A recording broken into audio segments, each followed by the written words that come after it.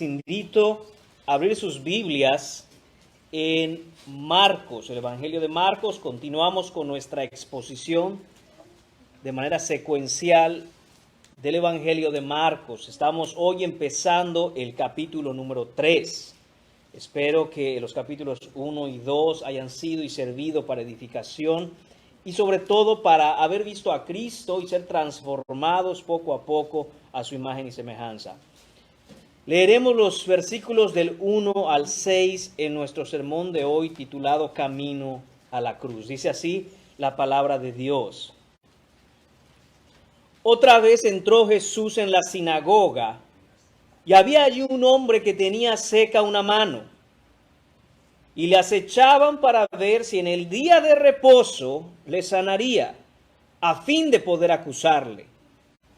Entonces dijo al hombre que tenía la mano seca: levántate y ponte en medio. Y les dijo: ¿es lícito en los días de reposo hacer bien o hacer mal, salvar la vida o quitarla? Pero ellos callaban. Entonces, mirándolos alrededor con enojo, entristecido por la dureza de sus corazones, dijo al hombre: extiende tu mano. Y él la extendió y la mano le fue restaurada sana. Y salidos los fariseos, tomaron consejo con los herodianos contra él para destruirle. Oremos. Padre Santo, damos gracias de nuevo, Señor, por la oportunidad, el privilegio, Señor, en tu amor y en tu misericordia de estar como tu pueblo, reunidos para escuchar tu palabra. Gracias, Señor, por dejarnos tu bendita palabra inspirada, Señor. Ayúdanos a venir en esta mañana a ti, Señor, con reverencia, con temor. Tú has dicho en tu palabra, Señor, que a ti no te impresiona ningún tipo de templo, por grande que sea. A ti no te impresiona, Señor, una congregación, por grande que ésta sea, pero que mirarás a aquel que tiembla delante de tu palabra. Señor, te pedimos eso, Señor. Que te miremos en esta mañana, Padre, como el gran Salvador que eres. Que miremos nuestra debilidad para correr hacia ti, Señor, para que nos ayudes, para que nos des vida. Pedimos, Señor, que tu Santo Espíritu nos transforme a la imagen de tu Hijo Jesucristo y aún de vida a aquellos que están muertos. Pedimos todas estas cosas sin ningún tipo de mérito, Señor, sino por los méritos de tu Hijo Jesucristo. Amén. Pueden tomar asiento, mis hermanos.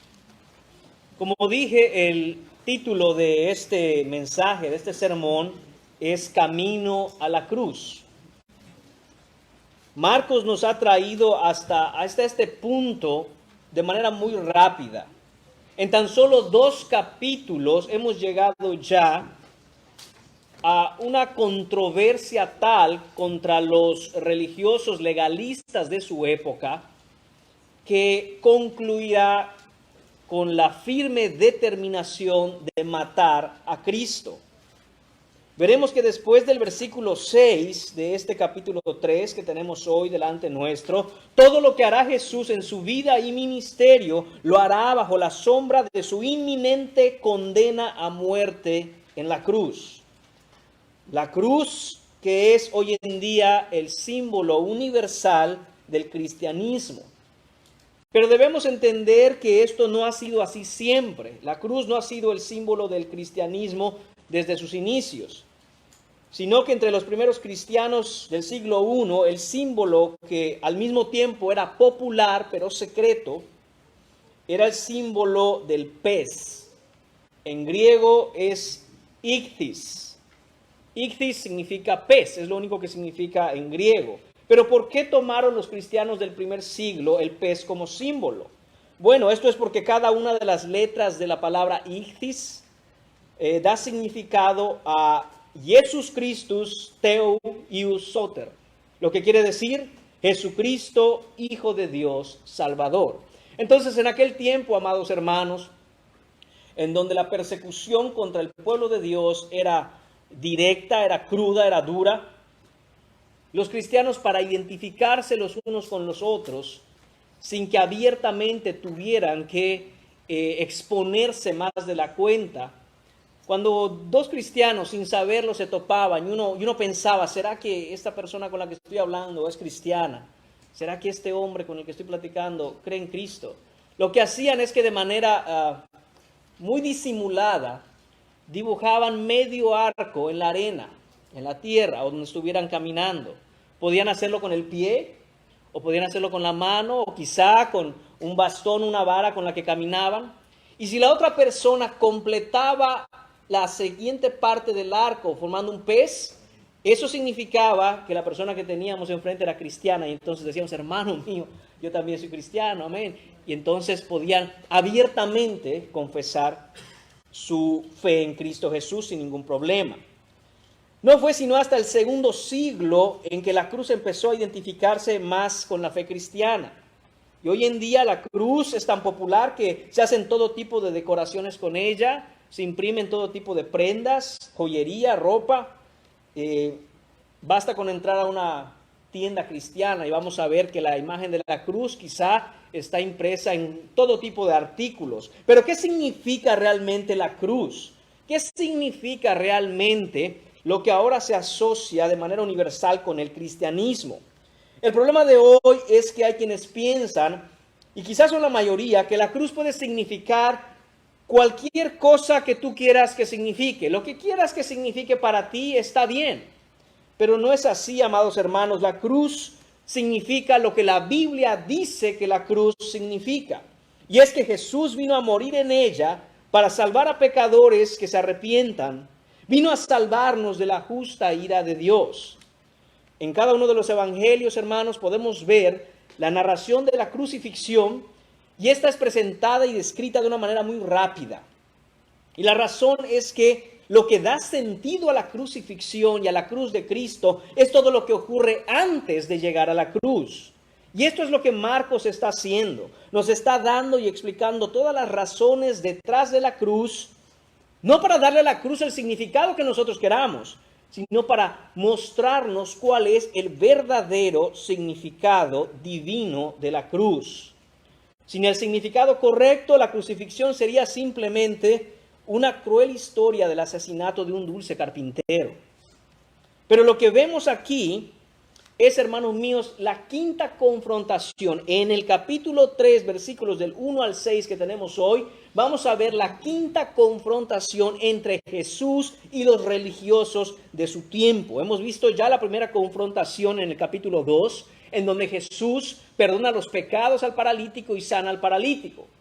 ¿Y qué dijeron? Este hombre es un blasfemo. ¿Quién es para perdonar pecados? Solo Dios puede perdonar pecados. Vimos también que Jesús va y come con pecadores y publicanos. Y de nuevo hay una confrontación con los fariseos. Es la segunda. La tercera, Jesús no se ajusta a las tradiciones del ayuno que tenían los fariseos. Y de nuevo ahí está la tercera confrontación. Vimos la cuarta confrontación la semana pasada.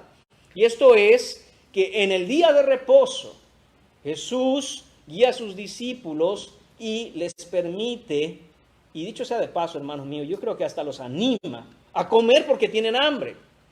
Hoy vemos la quinta y última confrontación que llevaría a la sentencia de muerte a Jesucristo. Aclaro, no son solo 5 confrontaciones con los fariseos, pero son 5 confrontaciones los que lo llevarían a la pena de muerte. Vamos a ver otras confrontaciones con los fariseos, pero como he dicho, todo lo que va a hacer a partir del versículo 6 Jesucristo, lo va a hacer con una pena de muerte sobre él. Nunca olvidemos, hermanos míos, que Jesús, el rey que vino a servir, sirvió cada minuto de su vida a partir de ahora bajo una pena de muerte. Estaba él condenado a muerte, pero eso no le detuvo de ir camino a la cruz y llegar a ella y servir al Dios Todopoderoso para salvarnos, y lo hizo de manera gozosa. ¿Usted necesita ánimo para vivir la vida cristiana? Bueno, pues yo también. ¿Qué nos dice Hebreos capítulo 12 con respecto a cómo Jesús subió a esa cruz por nosotros. Dice Hebreos capítulo 12, versículo 1, por tanto, nosotros también teniendo en derredor nuestro tan grande nube de testigos, despojémonos de todo peso y del pecado que nos asedia y corramos con paciencia la carrera que tenemos por delante, puestos los ojos en Jesús, el autor y consumador de la fe, el cual, atención, por el gozo puesto delante de él sufrió la cruz. Hermanos míos, todo lo que Cristo hizo, no lo hizo a regañadientes. No lo hizo como diciendo, pues ya ni modos, hay que hacerlo porque Dios Padre lo ha mandado. Sino que gozoso vino a servir a pesar de tener claro lo que había de suceder con él, que es subir a la cruz. Dice, menospreciando, dice el versículo 2, menospreciando el oprobio, y se sentó a la diestra del trono de Dios. Versículo 3, considerada aquel que sufrió tal contradicción de pecadores contra sí mismo, para que vuestro ánimo no se canse hasta desmayar. Hermanos míos, ahí está el motor, la gasolina, la energía que necesitamos para continuar fieles en la vida cristiana. Ver a nuestro Cristo, que a pesar de venir a este mundo y dejar su trono y despojarse de sus riquezas en gloria, vino a humillarse en forma de siervo y a servir justo a un pueblo que lo rechazó. Vino a servir justo a aquellos que precisamente lo condenaron a muerte. Sin más preámbulos, hermanos míos, vamos al texto de esta mañana y vamos a ver el primer punto en los versículos del 1 al 3. La inspección. Vamos a ver qué es lo que están haciendo ahora los fariseos después de que en el día de reposo le dio de comer a sus discípulos y los confrontó. Vamos a ver esta inspección. Imagínese usted un grupo de gente que anda nada más espiando qué cosa hace para atraparlo en algún error, en algún momento en que rompe la ley. Y dice el versículo 1, otra vez entró Jesús en la sinagoga. Recuerde que esta era la forma favorita de Jesús, la forma habitual que Jesús tenía de ir entre los judíos a predicarles. Y esto es yendo a la sinagoga. Esto quiere decir, hermanos míos, que estamos de nuevo en un día de reposo. Y había allí, dice la Escritura, un hombre que tenía seca una mano. Dice que estaba ahí un hombre, que había ahí un hombre. La manera en que está descrita este versículo, cuando dice que había allí un hombre, quiere decir que este hombre habitualmente estaba allí. No dice que ese día hubo un hombre. No dice ese día llegó un hombre. Dice había ahí un hombre. En esa sinagoga congregaba un hombre que tenía seca una mano. Tener una mano seca, hermanos míos, había sido el producto probablemente de un accidente. La construcción en griego nos indica que no nació de esa manera, que en algún momento de su vida, por alguna razón que la Biblia no nos explica, este hombre, pues se le quedó seca la mano. Además, leyendo los evangelios sinópticos de Marcos y de Lucas, nos deja ver también que la mano que tenía seca este hombre era la mano derecha. ¿Qué quiere decir? Quiere decir que siendo la mayor parte de la población diestra, es decir, que utilizaba la mano derecha para trabajar, este hombre muy probablemente no solo tenía seca una mano, pero además tenía seca la mano que le servía para trabajar. Entonces, él estaba en una condición bien difícil. Los judíos se reunían para orar, se reunían para escuchar la palabra de Dios, para alabar al Señor en el día de reposo en la sinagoga, y ahí está Jesús enseñando. Dice también el versículo que le acechaban para ver si en el día de reposo le sanaría. ¿Quiénes le acechaban? Cuando terminamos de leer estos versículos nos damos cuenta que los que lo acechaban eran los fariseos. Los fariseos, cada día que pasaba, empezaban a darse cuenta que Jesús representaba para ellos un gran problema. Así que empezaron a mandar cada día más fariseos, un grupo más grande de escribas que lo estuviera observando, espiando, acechando, criticando. Y como le dije la semana pasada, es como que ellos tuvieran un libro, una pequeña, un blog de notas, un libro para anotar cosas, y andaban viendo a Jesús todo el tiempo para saber en qué momento Jesús hacía algo que no estaba bien, de acuerdo a las leyes de los judíos, para anotarlo y hacer un caso en su contra. Y hermanos míos, debemos aprender aquí algo muy importante. Es muy fácil ser como un fariseo, un criticón, alguien que juzga, aquel que está precisamente llevando la palabra de Dios y haciendo la obra, que aquellos espectadores nada más miran desde lejos. Eso es muy fácil. Y no debemos tener ese espíritu de fariseos. Debemos sí confrontar lo que es falso. Debemos sí, por supuesto, indignarnos, y lo vamos a ver más adelante, por aquellos que pervierten el evangelio. Pero hermanos míos, tengamos cuidado de no hablar en contra de Cristo y de su iglesia. Desde este púlpito, hermanos míos, nunca les voy a decir que me sigan a mí, porque yo soy un hombre falible y pecador como cualquier otro. Pero yo le voy a decir, siga a Cristo. No le voy a decir que siga mis ideas, sino que siga la Biblia. Y si el hermano Gabriel un día se desvía y se pierde, usted tiene que continuar estudiando su Biblia y siguiendo a Cristo, porque usted no sigue un hombre, usted sigue al Señor Jesucristo. Entonces, hermanos míos, es bien importante aquí mirar cómo estos fariseos sabían que Jesús tenía tanto el poder como la disposición de sanar a este hombre de la mano seca. Y en lugar de ir a ver cómo Jesús precisamente hacía uso de su misericordia, extendía gracia y favor a este hombre, lo que querían es, sí, ver esa misericordia y gracia de Dios extendida a este hombre, pero para condenarlo y acusarlo por hacerlo en el día de reposo. ¿Qué es lo que sucede? El versículo 3 nos dice, entonces dijo al hombre que tenía la mano seca, levántate y ponte en medio. Jesús conoce lo que está sucediendo. Es un día de reposo, como ya dije, está en la sinagoga, todos los judíos están ahí, y entre ellos hay un gran grupo de fariseos, todos esperando qué es lo que va a hacer Jesús. Es un día en el templo con casa llena. Jesús cada día ha cobrado más fama, la gente escucha de él, ha escuchado que hace milagros, ha escuchado que hace sanidades, ha escuchado que echa fuera demonios y ahora todos están en la sinagoga. Y este gran grupo de fariseos, imagínenselos, ahí, con sus vestiduras largas, con esa cara que siempre tienen de piedad, pero que es falsa, con esa hipocresía que los caracteriza. Y está ese gran grupo ahí metidos. Jesús, sabiendo todo esto, le dice a este pobre hombre, ven aquí al frente.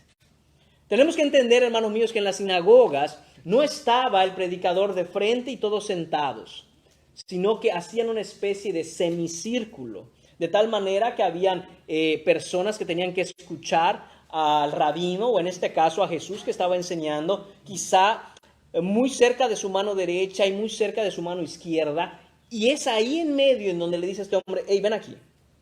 El de la mano seca, sí, tú, ven aquí al frente. Yo no me imagino qué pensó este hombre. Lo menos que quiero es meterme en problemas. Mira el gran grupo de fariseos que hay aquí. Jesús, dejemos las cosas así, no te preocupes. He vivido así ya bastante tiempo, no es necesario que me expongas. Pero no, Jesús le dice, ven aquí al frente, y lo pone enfrente. Y esto, hermanos míos, nos deja ver que Jesús no huye de la confrontación.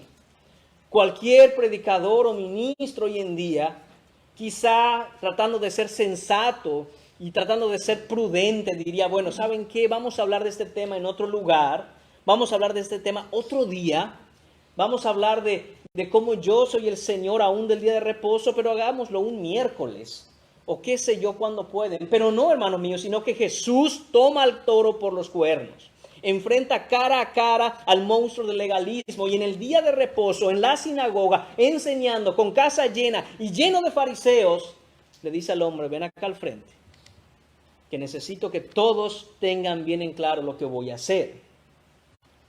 Eso nos lleva al siguiente punto, hermanos míos. Hemos visto ahora la inspección, los fariseos inspeccionando, criticando. Vamos a ver ahora en el versículo 4 la intervención. Vamos a ver cómo Jesús, sabiendo todo, interviene y los confronta con una pregunta.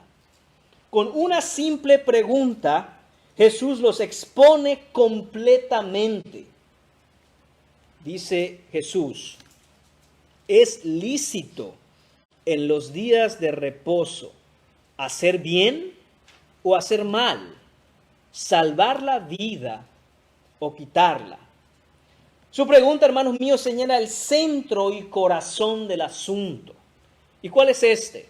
Si nota usted, Jesús utilizó las palabras bien y mal, y después aterriza o pone por concreto lo que es hacer bien y lo que es hacer mal cuando dice salvar la vida o quitarla. ¿Por qué? Porque recordemos, hermanos míos, que los fariseos querían llevar las leyes, la ley que dio Dios en la ley de Moisés, a un punto tan, podríamos decir, tan poco flexible, tan duro, que no importaba realmente lo que significaba el mandamiento, sino que había que cumplirse sí o sí, sin entender el propósito y la intención con que los mandamientos fueron dados. Y Jesús hace un comentario, hace uso de estas palabras específicas, recordando el sentido moral de la ley. Cuando utiliza las palabras bien y mal, está haciendo un sentido moral de la ley. Es decir, ¿por qué es que Dios da los mandamientos? Los da para expresar su carácter, y Él es bueno en su carácter. Entonces, si Él está utilizando las palabras bien y mal, y esto se traduce o se aterriza o se pone por concreto con el hecho de salvar la vida o quitarla, ¿qué es lo que tenían que haber respondido los fariseos? Que Jesús estaba en lo correcto, que Jesús es lógico hacer el bien, es lo que Dios manda, que salvar la vida es lo que Dios manda. Jesús quiere hacerles ver que si Dios es bueno, Él nos manda a hacer el bien, sea el primer día de la semana o el séptimo, sea el segundo o el quinto, sea cualquier momento del día, sea en cualquier momento de la semana, lo que es bueno un día no puede ser prohibido en otro. No importa si este día es aún el día de reposo. Pero los fariseos hacen aquí lo más inteligente que los fariseos pudieron hacer en todo el ministerio de Jesucristo. ¿Y qué es? Quedarse callados. Quedaron callados. ¿Por qué se quedaron callados? Porque contestarle a Jesús, dándole a Jesús únicamente dos opciones: hacer lo bueno o hacerlo malo, salvar la vida o quitarla. Ellos no tenían opción más que callarse, porque si ellos contestaban a Jesús, iban a exponerse, iban a autoincriminarse. Todo el mundo se iba a dar cuenta que los que estaban mal eran los fariseos. Así que los fariseos dijeron: mejor nos quedamos callados. Mejor nos quedamos callados. ¿Qué cosa es lícita?, dice Jesús. ¿Qué cosa está en la ley de Moisés? ¿Es lo que debemos dejar de hacer en el día de reposo lo importante para Dios? ¿O es lo que debemos hacer en el día de reposo lo que es importante para Dios? Salvar la vida está relacionado, hermanos míos, con la salvación eterna. ¿Qué es lo que Jesús vino a hacer aún en el día de reposo? A traer la esperanza de vida eterna. Los fariseos tenían ciertas leyes en donde no se podía ayudar a una persona en el día de reposo a menos que sea claro que su vida estaba en riesgo. Es decir, ya casi está muerto. Bueno, vamos a tratar de ayudarlo. Pero es que se me rompió un brazo. No, eso no te va a matar. Mañana vemos lo de tu brazo roto. Es que duele mucho. Pues aguántate, porque no podemos hacer nada en el día de reposo.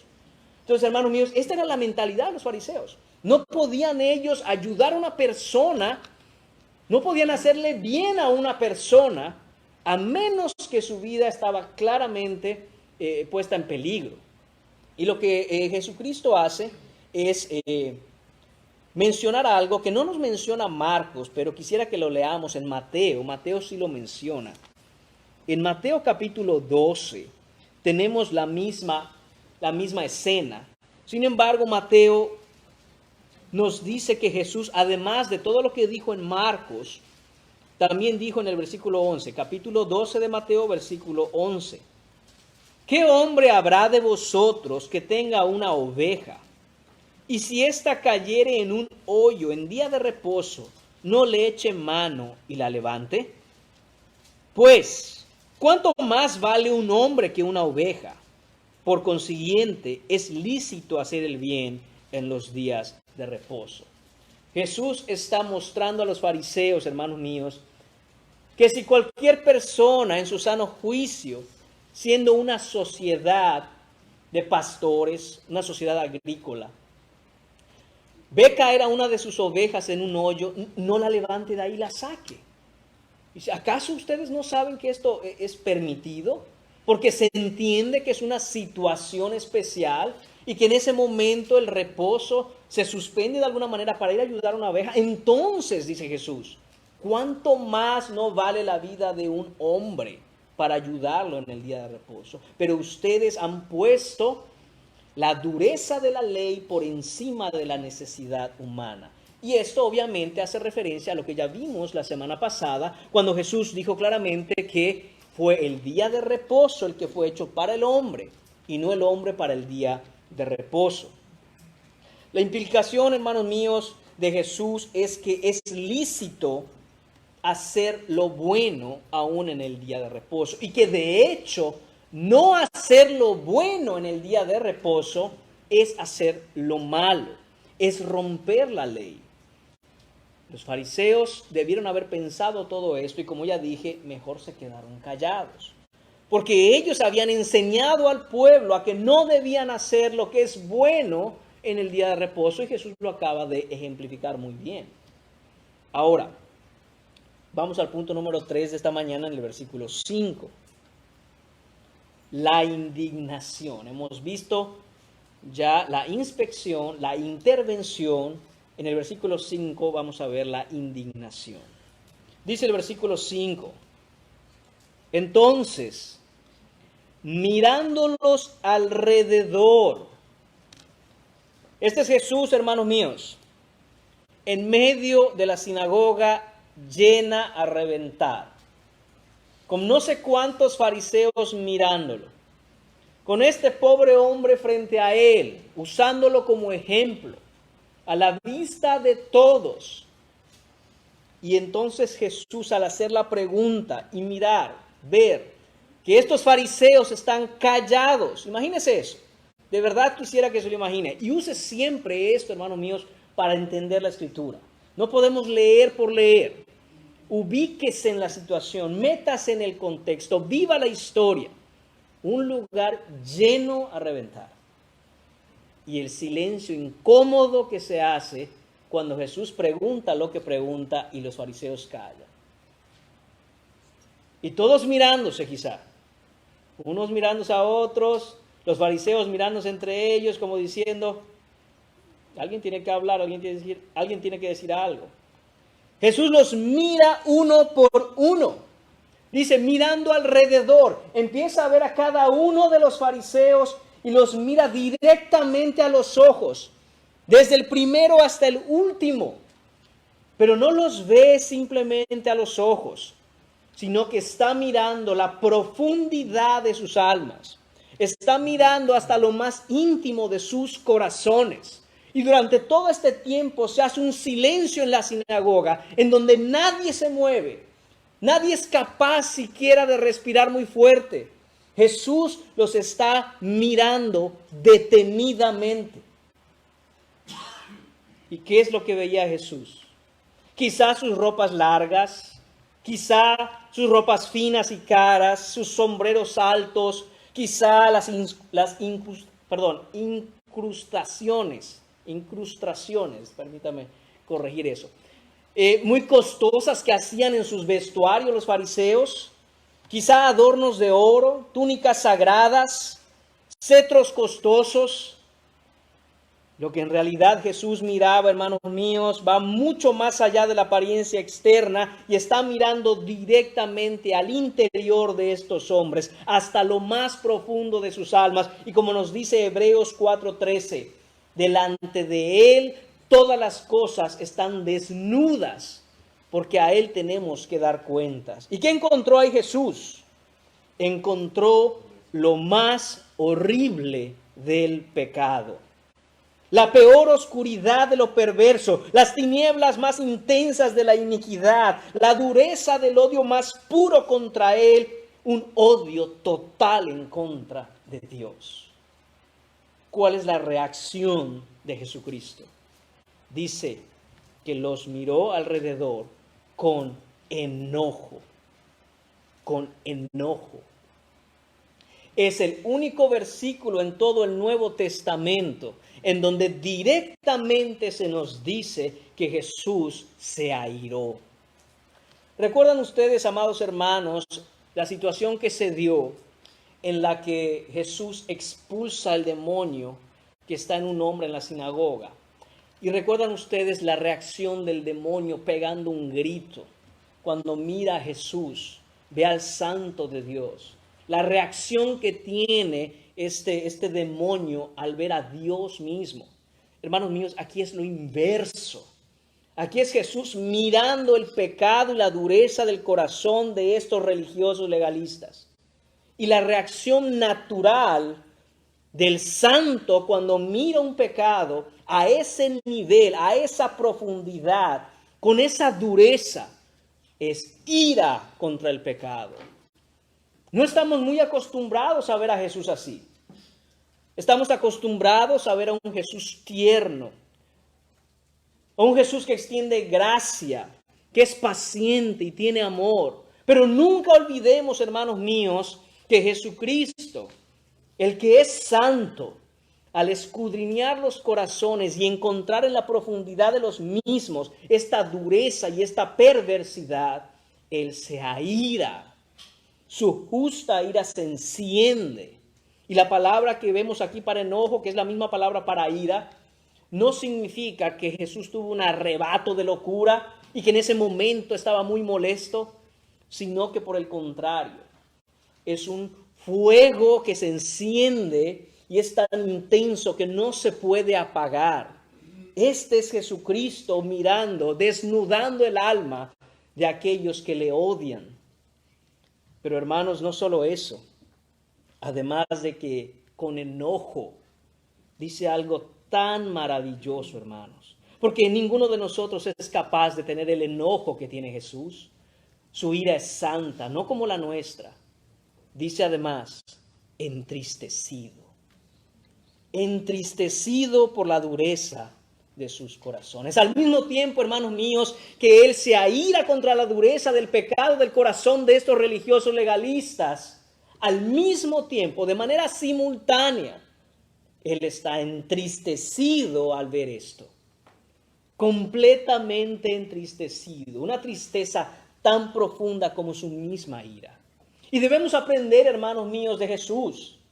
Cuando nosotros vemos, y como he dicho, que con justa indignación miramos a aquellos que pervierten el evangelio, que engañan a la gente, que enseñan mentiras y tradiciones de hombres como la palabra de Dios, al mismo tiempo tenemos que pedirle a Jesús que nos enseñe a entristecer nuestra alma por ver el alma de otros endurecida y muerta. Este es Jesucristo, al mismo tiempo airado contra el pecado y al mismo tiempo entristecido, hermanos, por la condición espiritual de estos fariseos. Solo Jesús es capaz de entristecerse contra aquellos que en unos minutos más lo condenarán a muerte. Y debemos nosotros aprender mucho de eso, hermanos. Porque aquellos a quienes servimos muchas veces, hermanos, serán aquellos mismos que nos critiquen y nos ataquen y nos señalen y encuentren nuestros errores y nos expongan. Y nosotros debemos entristecernos antes que airarnos en contra de la persona. Airarnos sí en contra del pecado, pero entristecernos por causa de la dureza del corazón de ellos. Jesucristo encuentra un rechazo total y un odio puro contra su persona. Si Cristo no se aira en ese momento al mirar el corazón de estos hombres llenos de pecado, entonces Jesucristo no es Dios. Porque delante de Dios el pecado no puede permanecer impune. Como dije, se inflama de pronto la ira del Todopoderoso al ver el pecado. Y voy a utilizar un ejemplo que le escuché al hermano Paul Washer, que creo que es muy claro. ¿Qué es lo que vino a hacer Jesucristo entre nosotros, hermanos? Siendo Él santo, y airándose en contra del pecado, pero con un amor para salvarnos. Esto es lo mismo que decir, hermanos, y esta es la ilustración que hace Paul Washer. Él dice que Jesucristo, siendo Dios, con una mano extiende misericordia y gracia al pecador para salvarlo, mientras que al mismo tiempo con la otra está deteniendo toda su ira.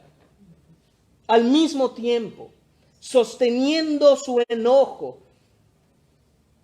Pero un día, hermanos míos, Él bajará ambas manos. Al mismo tiempo, llegará un día para cada uno de los que estamos aquí, en donde no encontrará la mano de misericordia de Jesucristo extendida hacia Él. Y al mismo tiempo no habrá quien detenga toda la ira que viene encima de Él. Y esto, hermanos míos, cuando lo entendemos. Cuando entendemos que tenemos personas que conocemos, familiares que tenemos, que están en esa condición, debe entristecernos profundamente y debe movernos a clamar por ellos delante de Dios y decirle, Señor, por favor, clamamos a ti que los salves, ten misericordia. Por la dureza de su corazón, Señor, por favor, detén tu ira y extiende tu misericordia a ellos. Esto es lo que está pasando, hermanos. ¿Qué es lo que hace Jesucristo? Dice el texto. Entonces dijo al hombre, extiende tu mano. ¿Cuál era el problema? ¿Que no se podía trabajar en los días de reposo? No se preocupen, dice Jesucristo. Yo solo tengo que decir la palabra y las cosas se hacen. Yo no voy a hacer una operación en este hombre. Yo voy a hablar y lo que yo digo va a acontecer y va a suceder. Extiende tu mano, le dice al hombre. Y él la extendió y la mano le fue restaurada sana. Hermanos míos, qué impresionante debió haber sido ese día en esa sinagoga llena de gente y con todos los fariseos ahí y ver la mano seca de este hombre a la orden de la voz de Jesús cobrar vida. Al instante pasó esa mano de estar completamente seca a estar completamente sana ante los ojos de todos.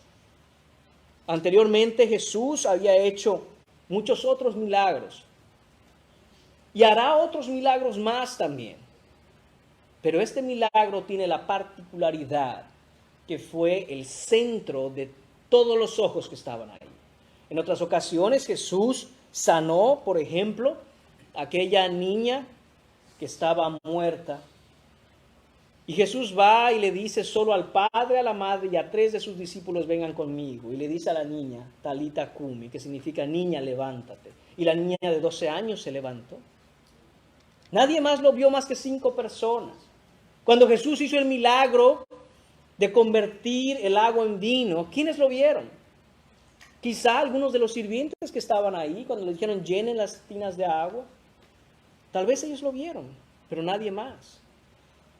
Cuando estaba el oficial romano pidiéndole por su hijo, ¿qué le dijo Jesucristo? Ve a tu casa, tu hijo vive. ¿Quiénes lo vieron? No muchos. Es más, en ese momento el único que podía comprobar si su hijo realmente estaba vivo era aquel padre que cuando llegara a su casa viera a su hijo vivo. Pero en este caso, hermanos míos, es Jesús diciendo claramente a todos, miren, que les quede claro de una vez, basta ya de estarme acechando, basta ya de estarme espiando, basta de esconderse atrás de aquí o atrás de allá para ver qué hago. Miren y que les quede claro, soy el Señor del día de reposo y hago lo que es bueno en el día de reposo. En otra ocasión, los mismos fariseos volverían a confrontar a Jesús de nuevo por el día de reposo. Y Jesús contestó, hasta hoy mi Padre trabaja, por eso yo trabajo. Hermanos míos, tenemos que recordar que cuando Jesús viene en este instante, no solo a tomar el lugar del pecador, sino a desechar toda esta religiosidad, esta mala interpretación de la ley, vino para precisamente empezar Él a hablarnos de por qué la gracia está sobre la ley. No que la ley haya cambiado, hermanos, sino que la interpretación correcta de la ley, el vivir de acuerdo a la ley de Dios, Es muchísimo más que simplemente seguir una serie de reglas. Y esto es lo que está haciendo Jesús. Dejando claro de una vez por todas que lo que Él vino a hacer es a desechar a personas como los judíos, específicamente a los fariseos, a los escribas, a los legalistas, que dicen, pero es que mira qué está haciendo, pero es que mira, eso está rompiendo la ley. Dice, vine a hacer lo que es bueno, porque mi Padre es bueno. Esto es lo que está haciendo nuestro Señor Jesucristo. Entonces, hermanos, ¿qué es lo que sucede? Sucede en el versículo 6, el punto número 4, que es la insurrección. Hemos visto la inspección, los fariseos inspeccionando todo lo que Jesús quiere hacer o hace. Vimos la intervención, Jesús los confronta interviniendo con una pregunta que los deja callados. Hemos visto la indignación de Jesús ante el pecado y la dureza del corazón de estos hombres. Vamos a ver ahora la insurrección. Una insurrección es una rebelión, es una sublevación, es hacer un complot, un plan, una estrategia para derrocar una autoridad. Y esto es lo que quieren hacer los fariseos. Quieren venir y quieren ponerse de acuerdo para destruir a Jesús. Dice el versículo 6, y salidos los fariseos, tomaron consejo con los herodianos contra él para destruirle. Hermanos míos, cualquiera que hubiera estado ahí ese día al ver esto, es para que se postraran delante de Jesucristo clamando por perdón y misericordia. Cada uno de los fariseos ahí debió postrarse y decir, Señor, perdóname. Señor, perdóname. He estado siempre equivocado. Tú tienes toda la razón. Jesús, tú siempre tienes razón. El tonto soy yo, Jesús. Por favor, sálvame. Pero no hicieron eso. ¿Qué hicieron? Dice, ellos salieron. Ellos se dieron la vuelta. Ellos vieron esta situación. Ellos se vieron ridiculizados, se vieron expuestos. Jesús les mostró el corazón que en verdad tienen. Y en lugar de suavizarse, en lugar de quebrantarse, en lugar de venir humildemente, se enorgullecieron más en su dureza. Y se dieron la vuelta y salieron rápidamente de ahí echando patadas al polvo. Que no vengamos, hermanos míos, a escuchar la palabra de Dios y salgamos endurecidos, más duros aún de lo duro que tenemos el corazón cuando entramos. Porque entonces estamos actuando igual que los fariseos. Cuando estamos viendo en la Escritura a Cristo haciendo lo que hace, que nuestro corazón sea quebrantado, no endurecido. No nos volvamos más orgullosos. No defendamos nuestros ídolos. Los ídolos nada son, sino Cristo es Dios. Y tristemente muchos tienen esos ídolos. El ídolo de la tradición familiar, el ídolo de la religión, el ídolo de es que así yo crecí. Y te das cuenta, uno se da cuenta, cuando empieza a hablar de lo que Jesucristo vino a hacer. Y entonces la palabra de Dios confronta las antiguas tradiciones de las personas, la religión muerta de las personas. Y los corazones de ellos se inflaman también en ira y defienden la religión que tienen. Es triste ver cómo hay gente que puede, sin ningún problema, sentir en su interior molestia, incomodidad y hasta enojo cuando le tocan su religión o sus tradiciones, pero que no parpadean cuando insultan a Cristo en sus caras. Ahí no parpadean, ahí les tiemblan las piernas para hablar, ahí se quedan callados, ahí están tranquilos, pero no les toques a su ídolo, que es su religión. No les toques a su ídolo, que es su tradición. No les toques a su ídolo, que es así se ha hecho por años en toda mi familia, porque ahí se levantan a defender a su ídolo. Claramente podemos ver quién es el Señor de ellos. Y estos son los fariseos, salen de ahí, No vienen a Jesús, sino que rechazan a Jesús, se dan la vuelta, salen de ahí rápidamente, crujiendo los dientes, con ese corazón duro. ¿Y qué hicieron? ¿Qué hicieron los fariseos en ese día de reposo? Dice la Escritura, tomaron consejo con los herodianos para destruirle. Contra él, este es Jesucristo, contra Jesucristo. Esto que el texto dice contra él para destruirle, es contra él para matarlo. Recuerden que ellos estaban haciendo un expediente, los fariseos estaban haciendo un expediente de todo lo que Jesús estaba violando en el día de reposo y violando según las leyes de los judíos, y ahora ese expediente estaba completo. Iban a presentarlo en Jerusalén al Sanedrín y iban a demandar que se ejecutara todo el peso de la ley judía sobre Jesús. ¿Y qué se hace con un hombre que se hace a sí mismo Dios? Es blasfemia y es reo de muerte. Esto es lo que van a hacer los fariseos. Pero no solo eso, hermanos míos, dice ahí que tomaron consejo con los herodianos. ¿A quiénes se unieron los fariseos? A los herodianos. Y usted puede pensar, ¿quiénes son esos herodianos? Bueno, los herodianos, hermanos míos, eran un sector, una parte del pueblo judío que apoyaba a Herodes. Cuando vemos esto, hermanos, a veces olvidamos que no simplemente son temas eclesiásticos, por así decirlos. No tienen simple y sencillamente que ver con la iglesia y con la fe, sino que la fe real que Jesucristo viene, de la que Jesucristo viene a hablarnos, implica que Él es el Señor sobre todas las cosas. Y aquí estaba inmiscuida también la política. Recuerden que el pueblo de Dios, el pueblo judío, había sido conquistado por Roma. Entonces, habían dos tipos de leyes a las que los judíos tenían que rendir cuentas. Por un lado, a la ley judía, representada por los ultra religiosos que son los fariseos, pero al mismo tiempo también Roma estaba dominando al pueblo judío y tenían que respetar sus reglas. Recuerdan por eso Mateo, Leví, hijo de Alfeo, era recaudador de impuestos. ¿Recuerdan eso? Entonces tenían también que dar cuentas a Roma. Los herodianos eran un grupo de judíos que apoyaban el gobierno de Roma y eran muy odiados por los fariseos. En pocas palabras, los herodianos van con su peor enemigo, los fariseos van, dije los fariseos, ¿verdad? Los fariseos van con los herodianos, que son sus peores enemigos, porque acaba de aparecer a alguien a quien odian más.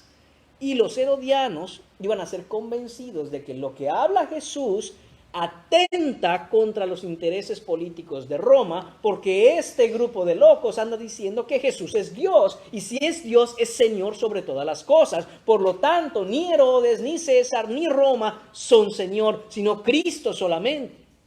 Con esta idea se reúnen, hermanos míos, los fariseos y los herodianos. Dos grupos que se odian mutuamente, pero ahora unen fuerzas porque los fariseos no tienen la capacidad ni la autoridad para sentenciar a Jesús a muerte si no es porque Roma lo determina así. Los herodianos habían tenido ya habían ganado puestos en la política. Los herodianos representaban la parte liberal del pueblo judío.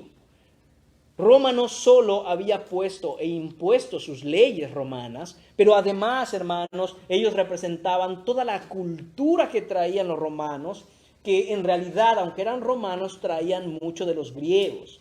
Entonces, lo que hacían ellos, hermanos, es que empezaban a desechar lo antiguo, que ellos llamaban, la ley de Dios es antigua, nosotros somos modernos, contemporáneos, ¿no? Vamos a aceptar a Roma, vamos a apoyar a Herodes, él nos puede ayudar. Imagínense, es como un partido político. ¿Qué es lo que hace? Que entrega tortas y refrescos. Entonces, estiran la mano los herodianos y dicen, oye, estos nos quieren ayudar. La idea de ellos es, si no puedes contra el enemigo, únete a él, apoyémoslos. Pero junto con eso aceptaban toda la cultura que traían ellos. Y era una cultura completamente depravada. Era una cultura completamente en contra de la ley de Dios. Pero los herodianos decían, no hay problema, hagámoslo. Y después de todo, bueno, Como quiera nos van a conquistar. Así que apoyémoslo y saquemos una ventaja de ellos. Es lo mismo que sucede hoy, hermanos míos. Esto de conservadores y liberales no es nuevo. Eso no es política de Estados Unidos ni de ningún otro país. Esto viene desde Cristo. Quienes apoyaban a Cristo venían a lo que es nuevo, a la verdad de la palabra de Dios, a la salvación que Cristo Jesús trae, pero los fariseos querían aferrarse a sus antiguas reglas y los herodianos querían moverse hacia la perversión que traía la cultura grecorromana. Y aquí los vemos, hermanos, a los dos tomados de la mano, juntos, reunidos en consejo para matar a Jesús. Esto, hermanos míos, y les voy a pedir que me acompañen a Salmos capítulo 2, lo vemos claramente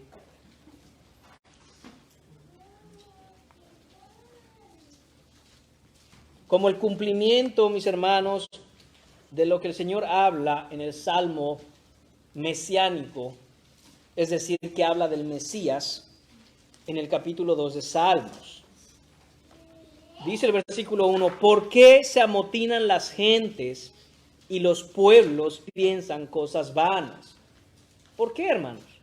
¿Por qué la gente va detrás de lo que es moderno y nuevo? No importa que vaya en contra de la palabra de Dios. ¿Por qué pierden el tiempo en cosas vanas que no tienen ningún sentido? Y dice, se levantarán los reyes de la tierra y príncipes consultarán unidos contra Jehová y contra su ungido, diciendo, rompamos sus ligaduras y echemos de nosotros sus cuerdas. Esto es lo que está sucediendo aquí, hermanos, en el versículo 6. Los fariseos, líderes que supuestamente estaban indicados, señalados y puestos por Dios ahí para guiar al pueblo a la salvación, habían desvirtuado completamente la palabra de Dios y se unen a los herodianos, consultan unidos, ¿para qué? Para decir, quitemos de encima de nosotros a este hombre que quiere venirnos a enseñar lo que realmente dice la ley de Moisés. Recordemos que Jesús claramente ya se identificaba como alguien con autoridad.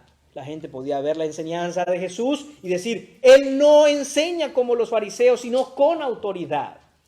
Entonces, hermanos míos, es lo que está sucediendo. Los fariseos, estos extremistas ultraconservadores, y los herodianos, judíos de mente abierta, modernos, buscando poder político, siendo innovadores y progresistas, están unidos. Ahora, hermanos, debemos dejar muy claro esto. Ni los fariseos ni los herodianos están con Jesús. Están en contra de Jesús. Del mismo modo, hermanos, que un religioso que simplemente quiere cumplir reglas para sentir que está bien con Dios, no está en Cristo. Como tampoco aquel que dice, no, yo no soy religioso, yo creo en Cristo a mi manera, tú no conoces mi corazón, tú no me puedes juzgar, yo puedo vivir como se me dé la gana porque yo no soy religioso. Tampoco ellos están en Cristo, hermanos. Los herodianos representan eso, el vivir como tú quieras, total. Cristo de todas maneras te va a aceptar. Es lo que creían los herodianos. Apoyemos a Roma. Vivamos como paganos. Total, somos judíos. Al final somos el pueblo de Dios. Nos tiene que aceptar el Señor. Ni los unos ni los otros están en Cristo. Ambos están en contra de Cristo.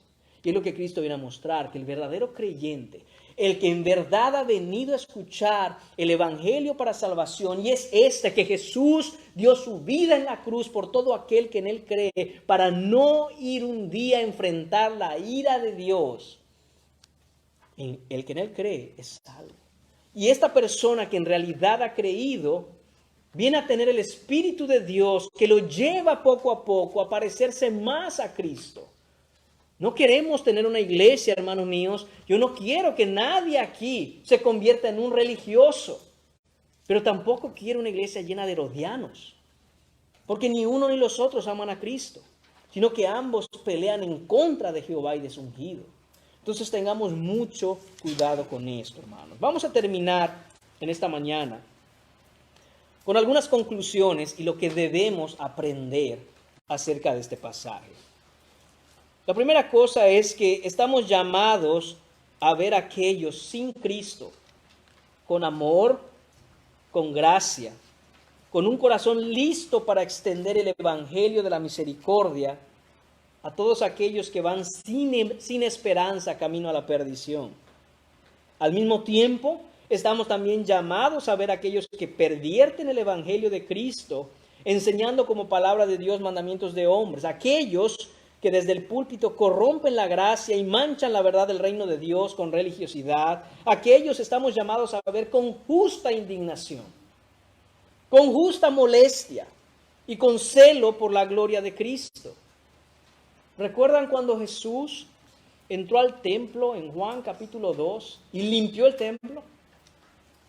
Dice que se hizo un hato de cuerdas y a una mano Jesús empezó a darle latigazos a todos, a sacarlos de ahí, a tirar las mesas y a limpiar esa casa.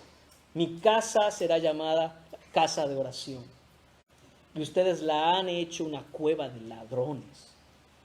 Si Cristo entraba ese día al templo y ve todo eso y no hace nada, Cristo hubiera pecado. Porque dice la Escritura que entonces los discípulos recordaron lo que dice la ley.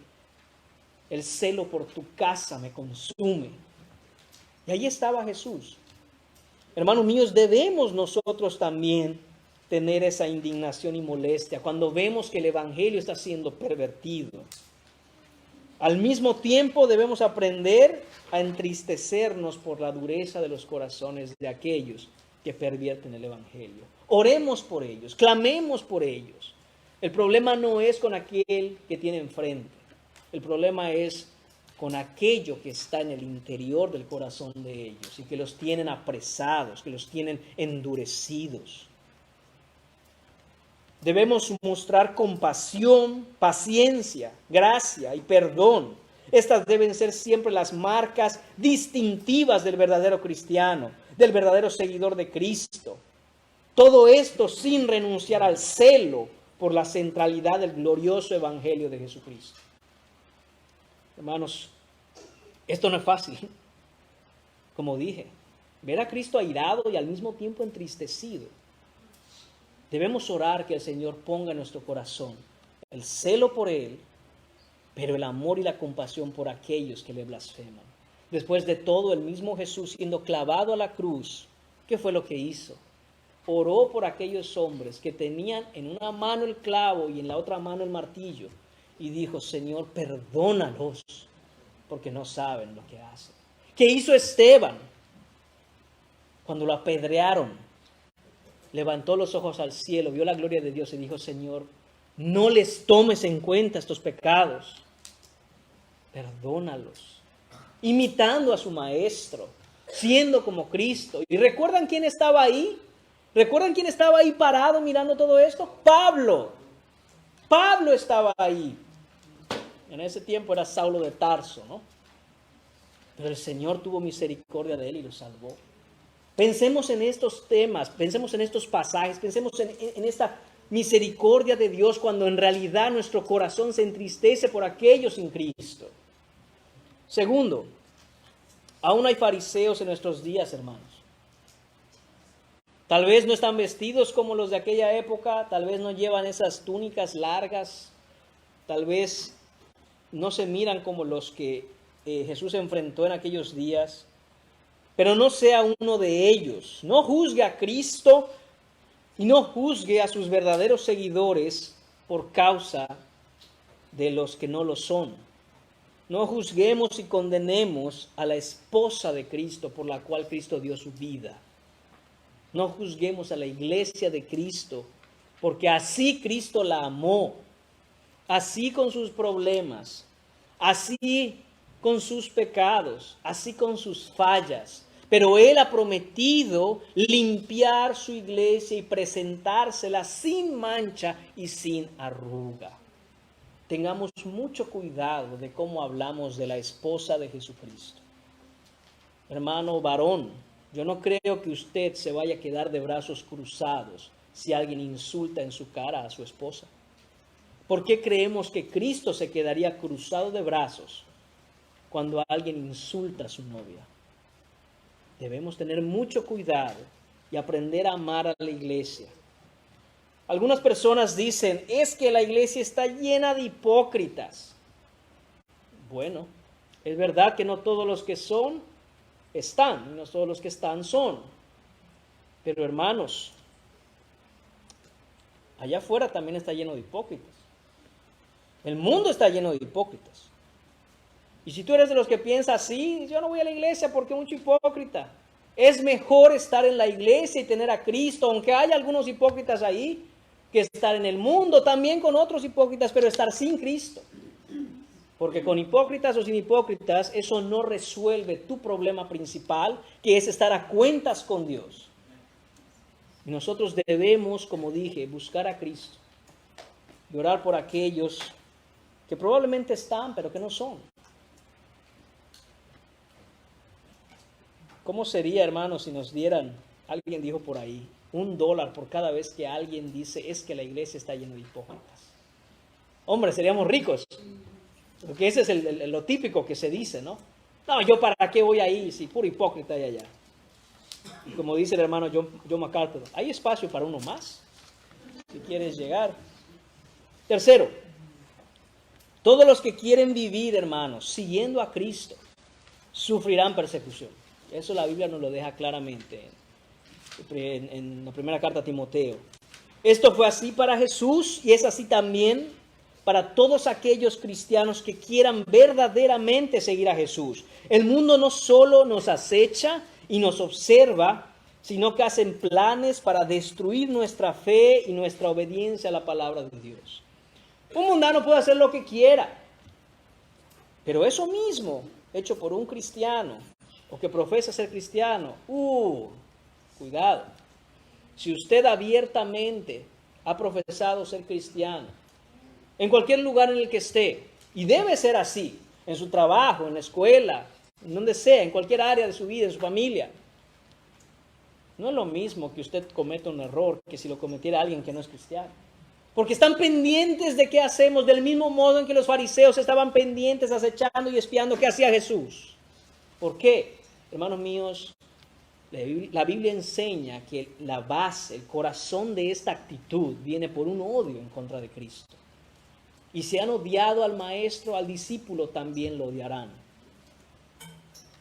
La Biblia dice que van a intentar herir al pastor para dispersar a las ovejas.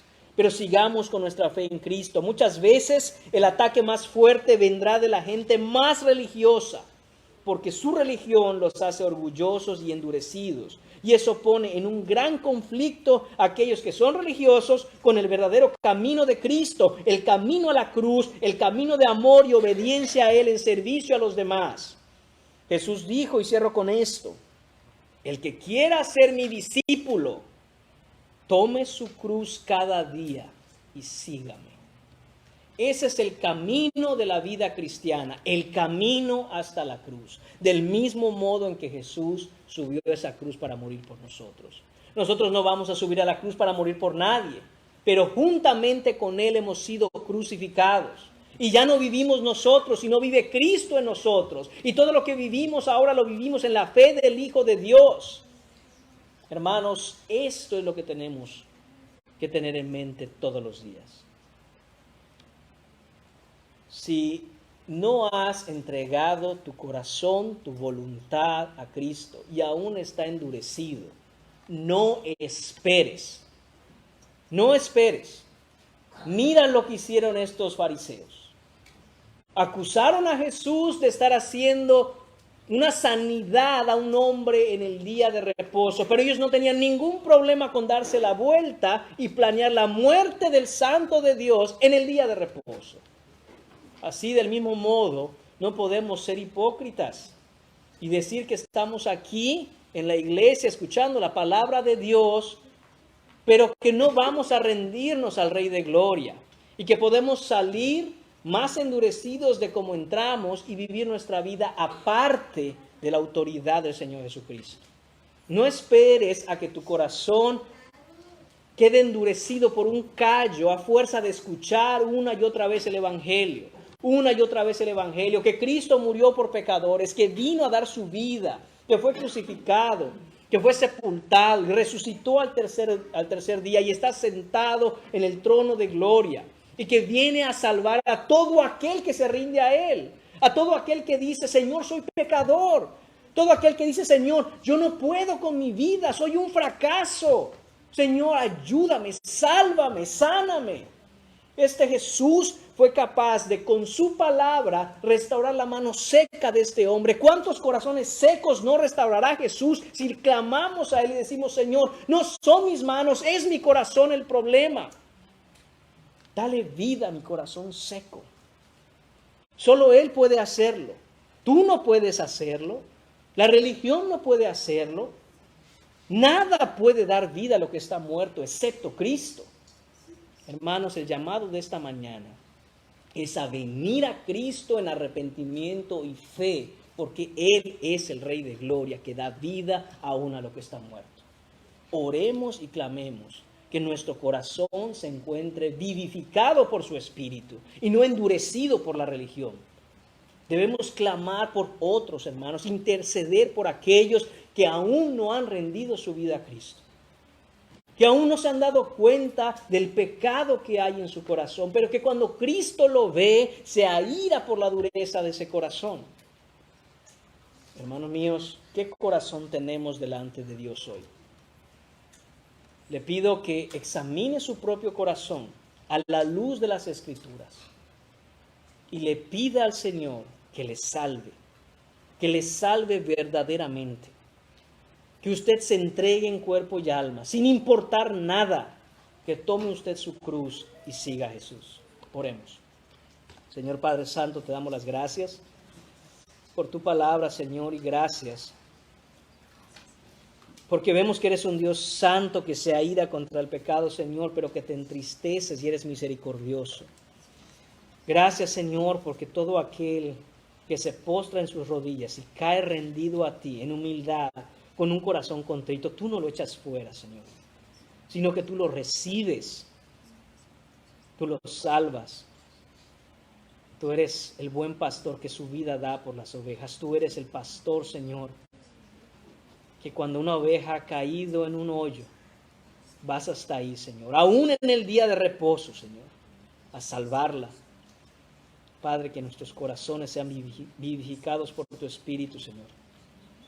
Señor, te pedimos, Señor, que tu misericordia sea extendida a todos aquellos que conocemos, a nuestros familiares, a todos aquellos que aún no son creyentes, pueden ser nuestros padres, nuestros hermanos, aún nuestros hijos. Padre mío, que vengas tú a dar vida, Señor, porque a eso es que has venido. Tú viniste a salvar aquello que se había perdido. Tú no viniste, Señor, a condenar al mundo, sino a salvarlo. Tú nos diste a tu Hijo unigénito para que todo aquel que en Él crea no se pierda, sino que tenga vida eterna. Señor, te necesitamos tanto, tanto, Señor. Sálvanos de la religión muerta. Sálvanos, Señor, de ser herodianos, de ser paganos, de estar viviendo conforme a las corrientes del mundo. Sálvanos, Señor, de querer estar a cuentas contigo por seguir una religión. Sálvanos, Señor. Te lo pedimos en el nombre de tu Hijo Jesús. Amén.